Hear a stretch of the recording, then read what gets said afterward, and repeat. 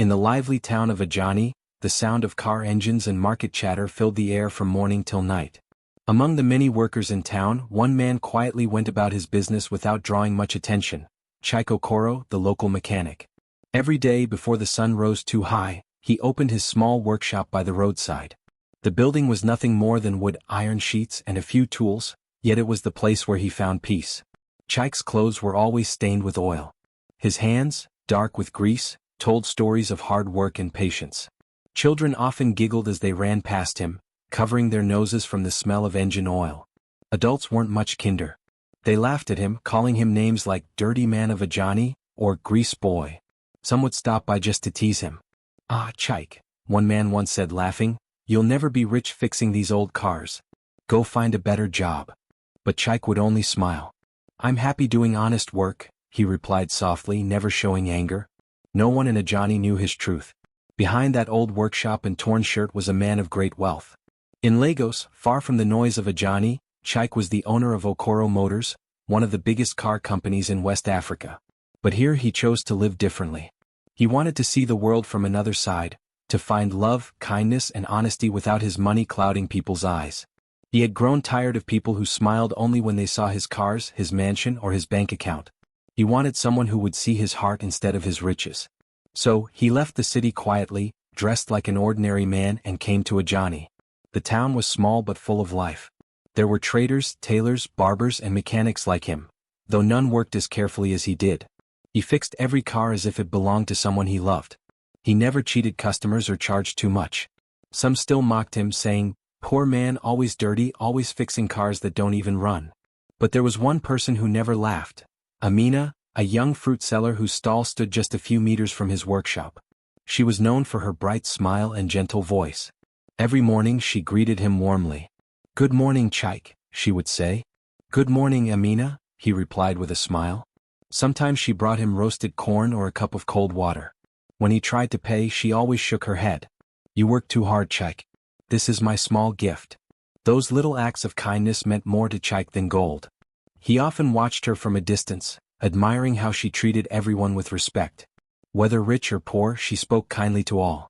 One hot afternoon, Chike worked on a broken taxi while sweat dripped down his face. The car's owner stood nearby, frowning. "You've been fixing this for hours?" the man said impatiently. "Are you even a real mechanic?" Chike wiped his hands. "Almost done, sir. I just need to tighten this part." The man scoffed. "You better hurry. I can't waste all day on a poor man's work." Chike didn't answer. He continued carefully, making sure every bolt was tight. When he started the engine, it roared to life perfectly. The man blinked in surprise, then drove off without even saying thank you. Amina saw it all. She walked over, shaking her head. "You fixed his car and he couldn't even thank you?" Chike smiled tiredly. "Not everyone values respect, Amina. But I still do." She sighed. "You're a good man, Chike. One day your goodness will bring you something beautiful." Those words stayed with him long after she returned to her fruit stall. He didn't know why, but her kindness felt like sunlight breaking through a storm. Later that evening, as the sun turned red behind the hills, Chike sat outside his workshop, looking at the town. The laughter of children mixed with the calls of traders packing up their goods. Amina was closing her stall too, carefully counting her coins. She waved at him before leaving and he waved back. He thought about how differently people treated her compared to him. Even though she wasn't rich, people respected her because of her warmth. He admired that. That night, as he lay on his small bed inside the workshop, he thought deeply. He had all the money he could ever need, yet none of it had brought him peace. Here, in Ajani, where he lived simply and worked honestly, he felt something he hadn't felt in years: real life. He remembered his mansion in Lagos, where he had everything but laughter. He remembered the fake smiles, the shallow compliments, the people who said they loved him only to ask for something later. Now, in this small town, he was invisible to everyone, except Amina. And that invisibility strangely made him feel free. The next morning he woke up early as usual. The birds chirped, and the smell of roasted plantain drifted through the air. He stretched, washed his face, and prepared for another long day. Before he could start work, he heard a familiar voice. "Good morning, Chike." He looked up to see Amina carrying a basket of fresh mangoes. "Good morning, Amina," he said, smiling. "Your fruits look fresh today." She laughed. "Fresh like the morning. Here, take one." She handed him a mango. Chaik took it gratefully. Thank you. You're always so kind. Amina shrugged. It's nothing. The world is hard enough already. We must be kind to one another. Her words made him pause. In the city he had met thousands of people, yet none had spoken with such simple truth. He watched her walk away, her bright wrapper moving in the wind, and he thought, maybe this is the kind of heart I've been searching for. As the day went on he repaired more cars, some customers friendly, others rude. But no matter what they said he stayed calm. He wasn't here to prove himself. He was here to learn. Sometimes when the sun became too hot, he looked at the small town around him and smiled. One day, he whispered to himself, they'll see who I really am. But before that I must see who they truly are. That evening he sat under the mango tree beside his workshop watching the sunset. The sky glowed orange and pink.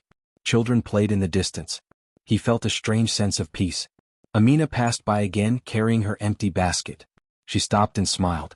You're still here, Chaik? He nodded. Just resting. The day was long. She sat beside him for a while and they talked about simple things, the weather, the town, their dreams. Chaik listened to her laugh, soft and genuine. He found himself smiling too. When she finally stood to leave she said, See you tomorrow, mechanic? See you tomorrow, fruit seller? He replied warmly. As she disappeared down the road, Chaik leaned back and looked at the stars appearing in the sky. For the first time in many years he wasn't thinking about business meetings, investments, or wealth. He was thinking about kindness, respect, and love. He whispered quietly to himself, maybe this town will give me more than I came for. And with that thought, the humble mechanic closed his eyes, unaware that soon the town of Ajani, and everyone in it, would learn who he truly was. The days in Ajani were long and hot, and for Chaik they passed quietly. Each morning he opened his small workshop before the sun rose, and each evening he locked it after the last car had gone.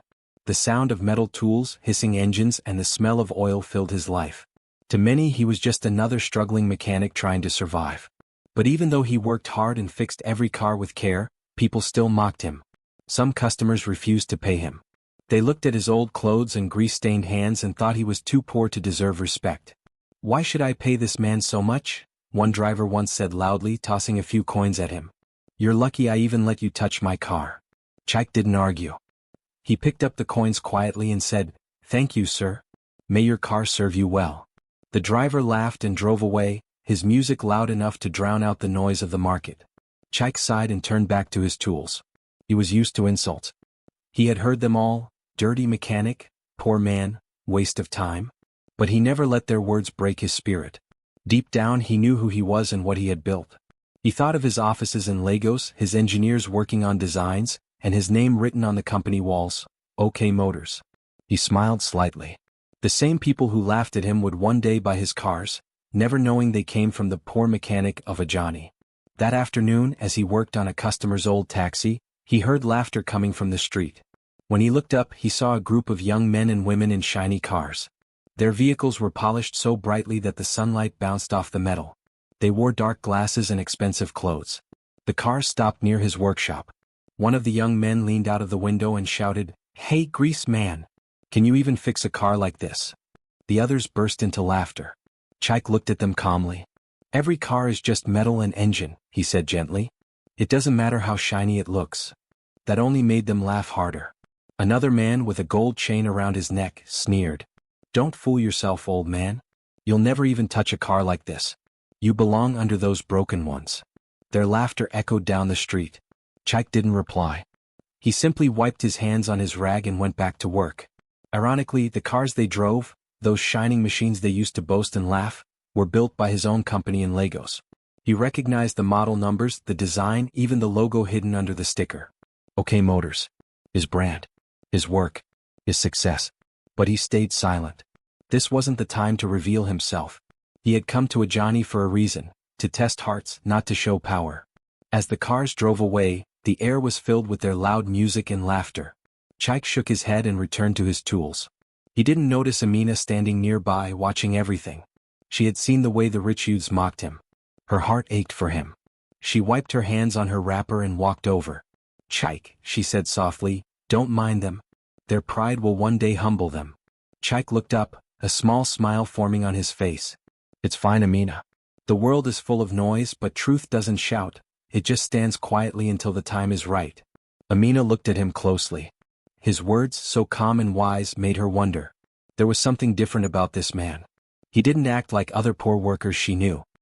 He carried himself with quiet confidence, as if he knew something the world didn't. "You talk like a teacher," she said with a smile. Chaik laughed gently. "Maybe life has taught me a few lessons." Amina nodded. "Still, people shouldn't treat you that way. You're too kind to be looked down on." He shrugged.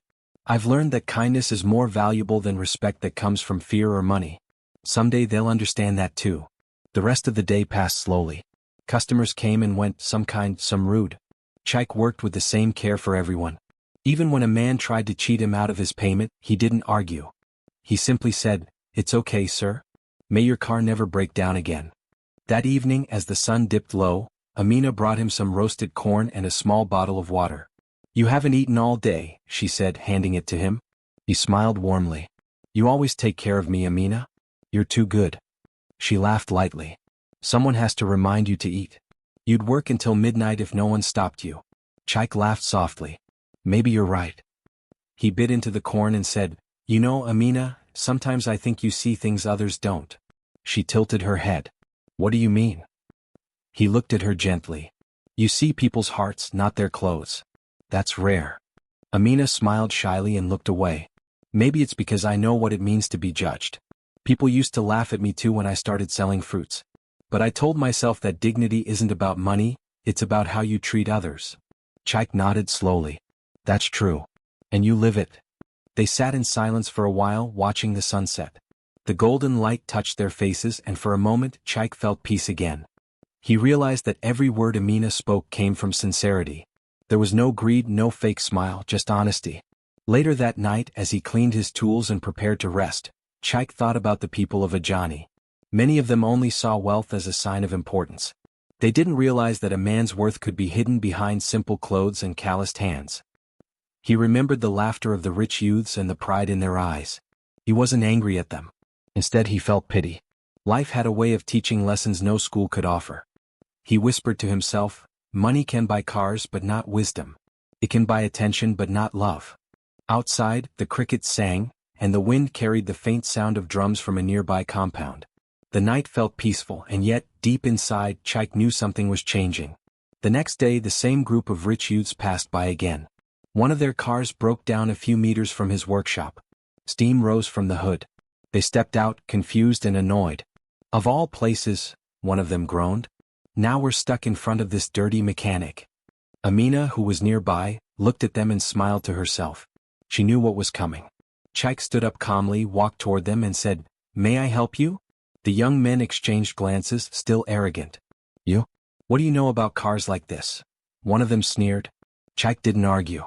He simply opened the car hood and looked inside. Within minutes he found the problem. He tightened a few wires, adjusted a belt and said, "Try it now." The driver sat in, turned the key, and the engine started perfectly. They all looked at him in surprise. "How did you do that?" one asked. Chaik only smiled. "Experience," he said softly. They thanked him awkwardly and drove off, quieter this time. Amina walked up to him, grinning. "You really showed them." He chuckled. Sometimes silence teaches louder than words. As he packed his tools, he looked at her again and thought about how different she was from the rest. While others saw a poor mechanic, she saw a good man. And in her kindness, Chaik began to see something he hadn't found in years: hope. The morning sun rose over Ajani, painting the sky with gold and orange. Birds chirped, traders opened their shops, and the market filled with the smell of roasted corn and fried yam. But on this particular morning the air was different. There was excitement everywhere. People spoke in hurried tones, and the usual calm of the town was replaced by noise and gossip. A rumor had spread like wildfire: a billionaire investor was coming to Ajani. Everyone wanted to look their best. Shopkeepers swept the front of their stores, children ran errands, and women wore their finest wrappers and headscarves. The men stood in small groups, talking loudly about who this mysterious investor might be. "I heard he's coming from Lagos," said one man near Chaik's workshop. "They say he's opening a new automobile center right here in Ajani." Another added proudly, "Maybe he'll choose me as his local agent. I know cars better than anyone here." At that, everyone laughed, except Chaik, who kept working quietly under the shade of his workshop. His hands moved steadily as he tightened the bolts of an old pickup truck. Sweat rolled down his forehead, but his face remained calm. He could hear their chatter clearly. The same people who mocked him every day were now dreaming of meeting a billionaire. Some even spoke about how they would impress him with their charm and words. "Once he sees how well I dress," one woman boasted, "he'll surely remember me." "I'll offer to sell him my land," said another. "A big man like that will need space for his business." Even the town council members were excited. The chairman, Chief Oba, had already ordered that the main road be cleaned and the town's entrance decorated with ribbons. Everyone wanted to be part of the big day. Everyone, except Chaik. He didn't rush to clean his workshop. He didn't change into new clothes. He didn't even join in the gossip. Instead, he smiled quietly as he worked because he knew something no one else did. He was the investor they were waiting for. Weeks earlier, Chaik had completed all the plans through his company in Lagos. The documents had been signed, and the construction team was ready to begin building a large automobile center in Ajani, the very first of its kind in the region. It would bring jobs, money, and development to the town. But before he revealed himself, he wanted to see how people treated one another when they thought he was just a poor mechanic. He wanted to know who was truly kind, and who only cared for power and wealth. As he continued his work, Amina walked by carrying her basket of fruits. Her smile was as bright as always. "Good morning, Chaik," she said. He looked up from under the car and smiled. "Good morning, Amina. You look busy today." She laughed. "Ah, who isn't? Have you not heard the news? Big man is coming. They say he's a billionaire who wants to open an automobile center here in Ajani." Chaik wiped his hands and pretended to look surprised. "Really? That sounds wonderful." "Yes," Amina said eagerly. "Everyone is cleaning and dressing up. They say he will arrive any day now. Maybe today, maybe tomorrow?" Chaik chuckled softly. "The town must be very happy." "They are," she replied, her eyes shining. "But I wonder what kind of man he is. I hope he's kind, not proud like some rich people." Chaik nodded slowly. "I hope so too, Amina. I really do." She smiled and continued walking toward the market. As she left, Chaik watched her for a moment. He admired her pure heart. Unlike others, she didn't care about wealth or fame. She only wished for goodness in others.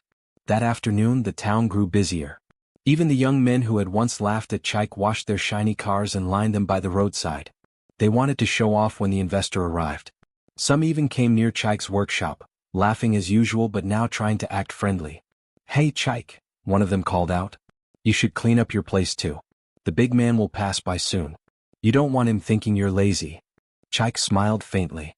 "I'll be fine," he said, continuing to work. Another youth laughed.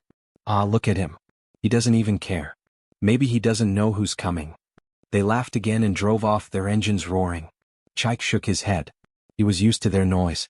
Inside his workshop, he sat down for a moment and looked at his reflection in a small mirror. His face was covered with oil stains and his shirt was old, but his eyes were calm. "Let them laugh," he said quietly to himself. "Soon, truth will speak louder than any rumor." By evening, the whole of Ajani was glowing with light. The local government had hung banners that read, "Welcome to Ajani Town, home of progress." The people were ready to meet their visitor. Amina returned from the market late and stopped by Chaik's workshop again. "You didn't go to see the preparations?" she asked. He shook his head. "No, I prefer to stay here. I'll see him when the time is right." She smiled. "You're not curious?" Chaik chuckled softly. "More than you know, Amina. More than you know."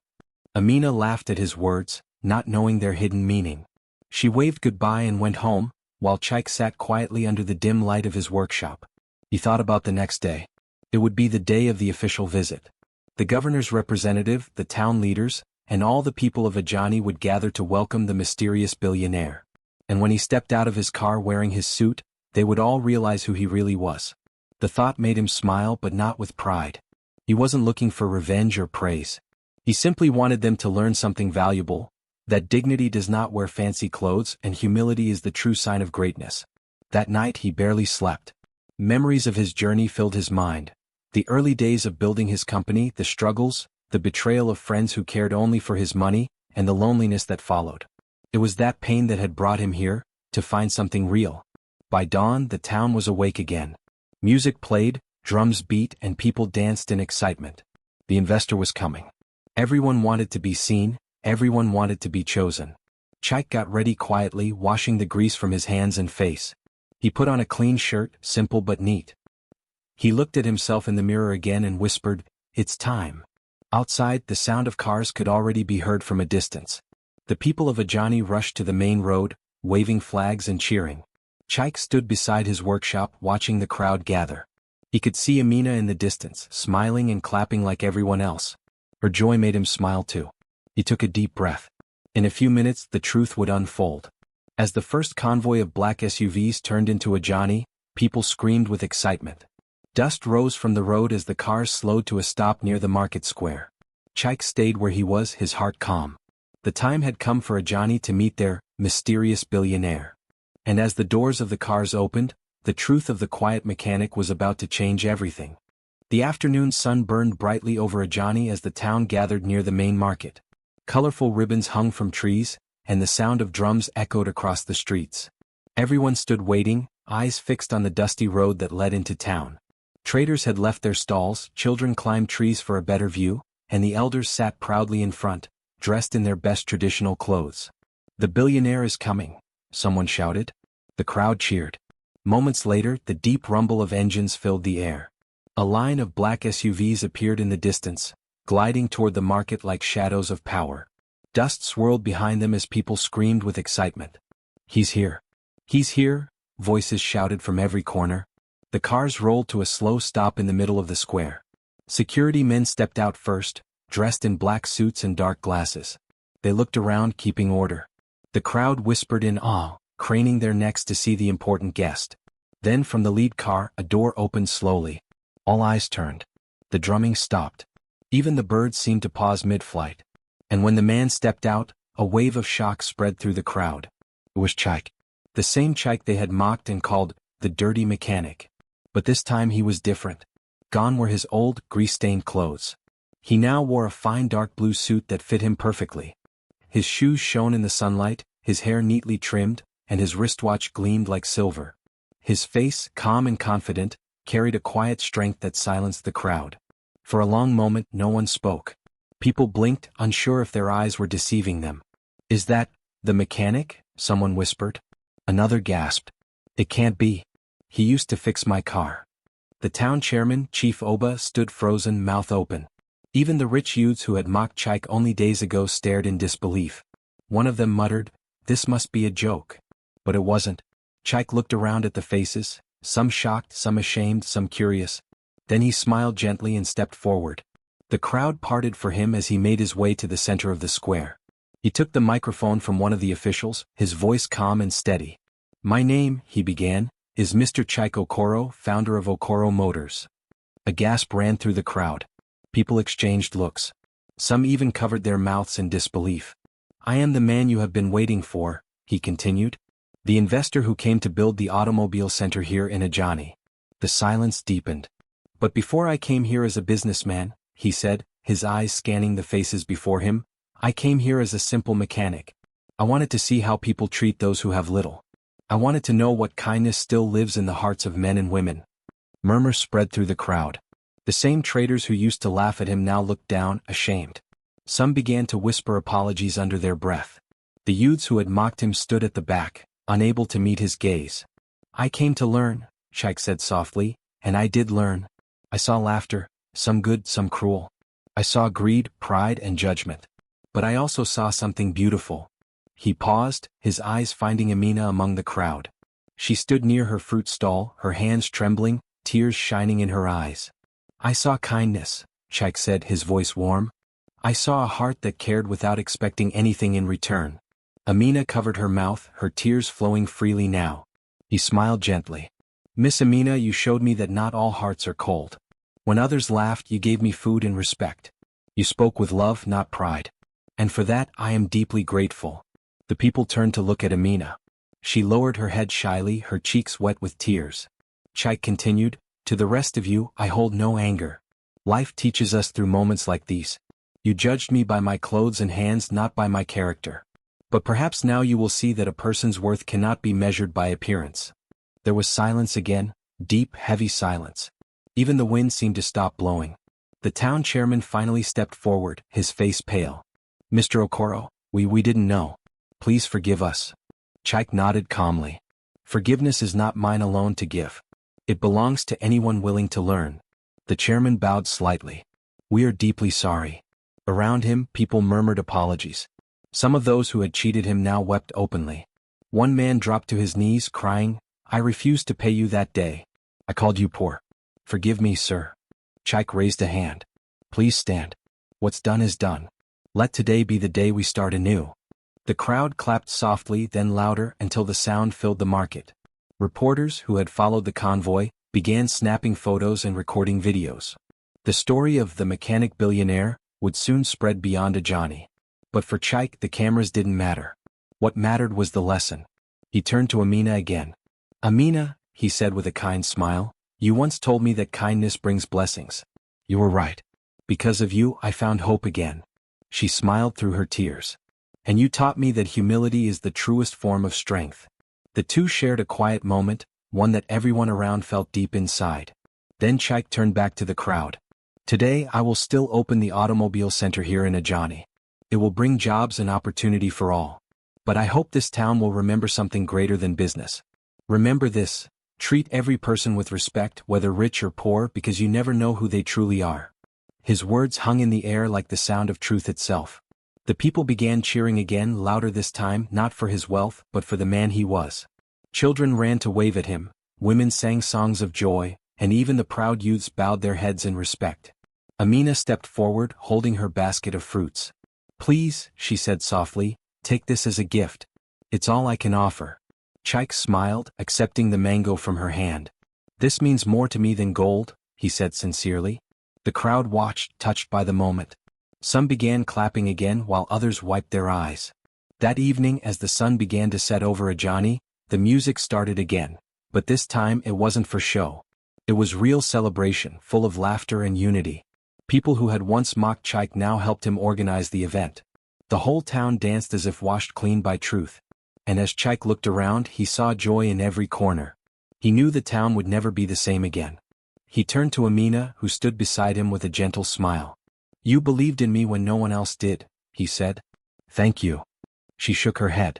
You didn't need my belief, Chaik. You only needed time for others to see what I already saw. Chaik smiled deeply, his heart full. For the first time in a long while, he felt something richer than all the money he had ever earned: peace. The sun rose gently over Ajani town, spreading golden light across the rooftops and market stalls. The people gathered again in the main square, waiting to hear what Chaik Okoro, the man they once called a poor mechanic, would say next. The air was filled with excitement and shame, hope and curiosity. Everyone stood quietly, some holding their breath, others whispering about how everything had changed overnight. Chaik stood on the small stage that had been prepared for him. He looked around at the faces before him, faces that had once laughed at him, ignored him, or mocked him. But now those same faces were filled with respect and guilt. He took a deep breath and began to speak in his calm, steady voice. My friends, he said, I came to this town as a simple man, not to test your skill but to see your hearts. I wanted to know who would show kindness when there was no reason to. The crowd stayed silent. Even the children stood still, watching the man they had once seen pushing old cars in the dust. Chaik's eyes moved gently across the crowd until they rested on Amina. She stood near her fruit stall, the same one where she had once given him food when he was hungry. Her eyes met his, and for a moment the world felt quiet. I saw how people treated me when they thought I was poor, Chaik continued. Some of you turned away. Some of you laughed. But one woman, one humble soul, treated me with respect and kindness. Even when I had nothing, she offered me what she could. Everyone turned to look at Amina. She blushed and lowered her head. Chaik stepped forward, his voice firm but gentle. Today I will invest in Ajani town. I will build schools, roads and jobs. But my help will first go to those who showed kindness when there was no gain in it. The crowd murmured in agreement. People nodded, some clapped softly, others bowed their heads in guilt. Chaik turned and called, Amina, please come forward. She hesitated, surprised, but the crowd encouraged her. Slowly she walked up to him, her steps small and shy. When she reached him, he smiled warmly and handed her an envelope with a company seal. This, he said, is the largest grant I am giving today. It will help you expand your fruit business and open a small shop beside the new automobile center. Amina's hands trembled as she took it. Sir, I don't know what to say. Chaik smiled. Say nothing. You already spoke when you showed kindness. That was enough. Tears rolled down her cheeks as she whispered, "Thank you, Chaik. May God bless you." The crowd began to clap, their cheers growing louder. But behind the applause were faces filled with regret. The same people who had laughed at Chaik now realized what they had lost. They had mocked a man whose heart was pure, whose mind was great, and whose soul sought love, not wealth. Chaik raised his hand to quiet them. "My friends," he said again, "let today be a lesson. True wealth is not in cars, gold, or fine houses. It is not in fancy clothes or big titles. True wealth is in the heart that treats others kindly, no matter their condition." He paused, letting his words sink deep into every mind and heart. The silence that followed was heavy, but it was the kind of silence that changes people. Amina looked around and saw traders wiping tears, men nodding in agreement, and women holding their children close, whispering that they should always be kind to others. Chaik turned back to the microphone. "When I came here, I wanted to find true love. Someone who would love me for who I am, not what I own. And I found it." He looked at Amina again, his eyes soft. The crowd clapped gently, smiling knowingly. He continued, "I will begin the construction of Okoro Motors Ajani Center next week. It will bring jobs for many. But beyond the work, I hope this town will remember something greater than business. Remember to respect every hand that works hard, every person who tries, no matter how poor they seem." The chairman stepped forward and shook Chaik's hand. "Ajani will never forget this day," he said sincerely. Chaik smiled. "I don't want to be remembered for my money. I want to be remembered for the lesson we learned together." As the ceremony ended, drums began to play again. The people started dancing, their laughter now filled with joy, not mockery. Children ran around, chanting Chaik's name. Traders promised to treat customers fairly. The whole town felt different, as if a heavy darkness had lifted from their hearts. Amina stood beside Chaik, holding her grant, her eyes bright with happiness. "You've changed everything," she said softly. Chaik looked at her and shook his head. "No, Amina. You did. Your kindness changed everything." She smiled, her heart full of pride. "Then maybe this town will learn to see people with new eyes." "Yes," Chaik said. "Because sometimes the person we laugh at today might be the one who blesses us tomorrow." The two stood together, watching the crowd celebrate. The evening breeze blew gently, carrying the sound of laughter across the fields. The sun was setting, painting the sky with orange and gold. It was a new beginning for Ajani, a town reborn through kindness and humility. As night fell, lanterns were lit all around the market. Music played and food was shared. The once proud men who had insulted Chaik came forward to shake his hand and apologize. He forgave each one with a smile, showing no bitterness. "Life is too short to hold anger," he told them. "Use every chance to do better." Later, as Chaik and Amina walked home through the quiet streets, she looked up at him and said, "Do you ever regret pretending to be poor?" He laughed softly. "No. It showed me what money can never buy, real hearts, true love and respect earned, not demanded." Amina smiled. "Then I think your plan worked perfectly." He looked at her with a gentle smile. "Yes, Amina. I found what I was looking for." They stopped near her fruit stall, now empty for the night. The moon shone above them, silver and peaceful. For a moment they both stood silently, knowing that their lives, and the lives of everyone in Ajani, would never be the same again.